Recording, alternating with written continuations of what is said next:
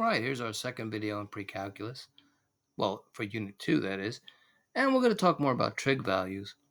And we're going to get the coordinates on the circle and on the unit circle. So we talked about the unit circle last video. And we did a special triangle, the 30, 60, 90. But today we'll talk about the 45, 45, 90 special triangle to get the coordinates. And what if we just had a different degree that wasn't a 45 or a 30? So we'll talk about that also. So we should know the 45, 45, 90 special triangle. So we'll draw a right triangle over here. Attempting to anyway. So on that we have 45, 45. Side A and B will always be x, the same. And this will be x squared root of 2. So that is something to keep in mind, and we'll talk about that. All right, let's get a clean page. And there's our circle. Maybe we'll stick with red. And we'll draw straight lines across.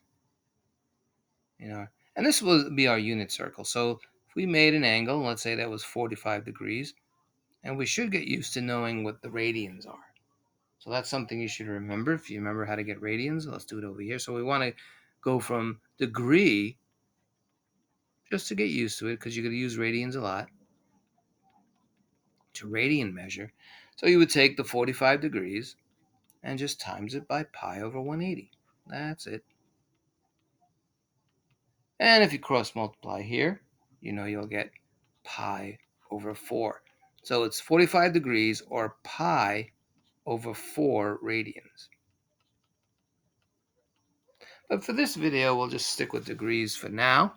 Just get used to knowing how to convert to radians and vice versa, right? Because if you had pi over 4 radians and you wanted to get the degree, you just do the opposite you would have done. Now it's 180 over pi, and that will cross out, and you'll get 45 degrees, right? So there it is.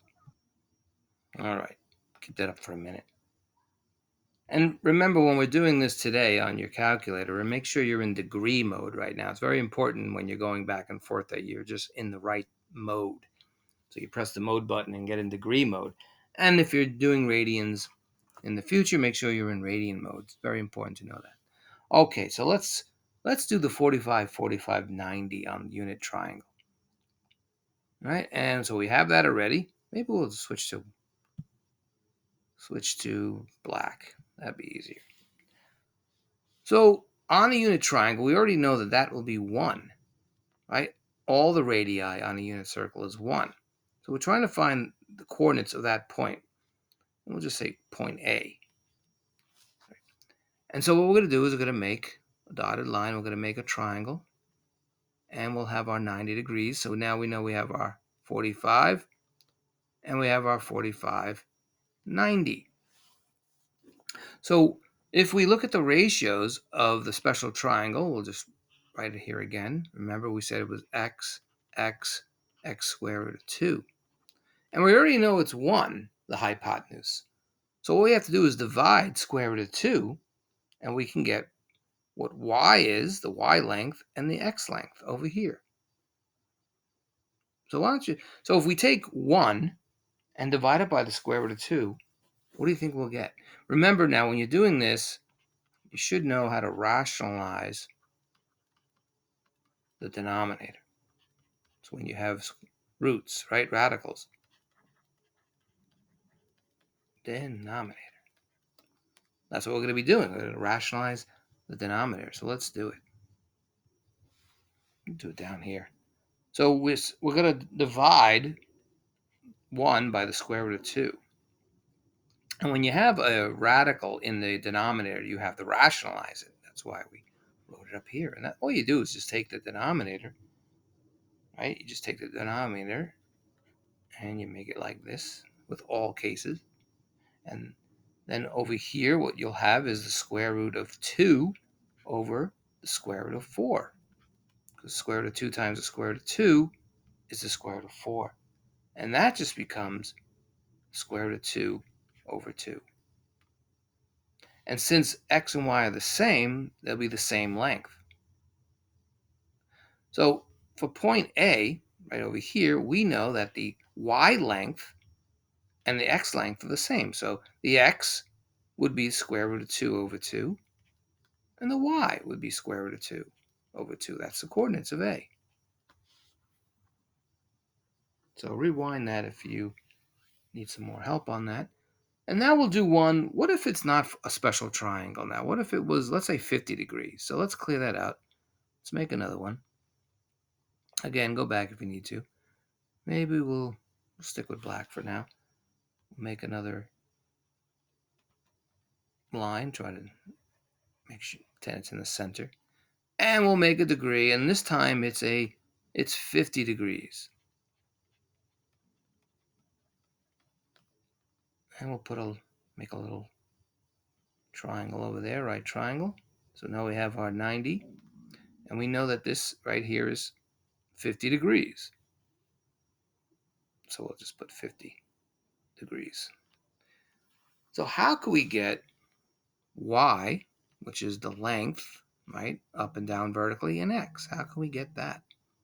Well, just by using some trig. So we're going to say, so remember, if you should know the trig ratios, opposite over hypotenuse is sine. So we'll do sine right now, and on the calculator, it's written like sin. So we already know the hypotenuse. Let's say, well, we don't know. Let's say we make it anything. Why don't we make it 8? So this is not a unit circle. So we know the hypotenuse is 8. So what we have here right now is opposite over 8 equals sine.